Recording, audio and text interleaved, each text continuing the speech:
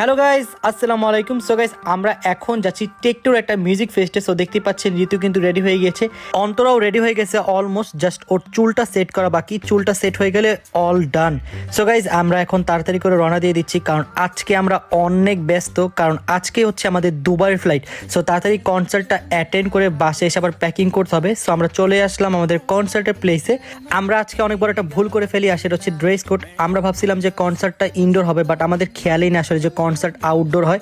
So যাই হোক, ভুল যেহেতু করে ফেলছি, এখন তো আর কিছু করার নাই। এখন আমরা হেঁটে হেঁটে কনসার্টের যে জায়গাটায় কনসার্ট হবে সেখানে যাচ্ছি। আর এখানে দেখতে পাচ্ছেন আমি একটু দুষ্টামি করতেছিলাম যে আল্লাহ কি ড্রেস পরে আসলা। ফাইনালি স্টেজের সামনে চলে আসলাম। এখানে এসে আমার মনে হচ্ছিল কানটা খুলে পড়ে যাবে। সো বাসার জন্য ওয়েট করছিলাম। সো ফাইনালি বাসা চলে আসলো। কিছুক্ষণ দাঁড়িয়ে বাচ্চার লাইভ কনসার্ট দেখলাম। কনসার্ট দেখতে বেশ ভালো লাগছিল, কিন্তু আমাদের কাছে সময় ছিল না যেহেতু আমাদের দুবাই ফ্লাইট। তাই বাসার উদ্দেশ্যে রওনা দিয়ে দিলাম। আর এটা ছিল আমার লাইফের ফার্স্ট কনসার্ট। আমার লাইফের ফার্স্ট কনসার্ট হিসাবে এটা অনেক বেস্ট ছিল। Thank you so much techno.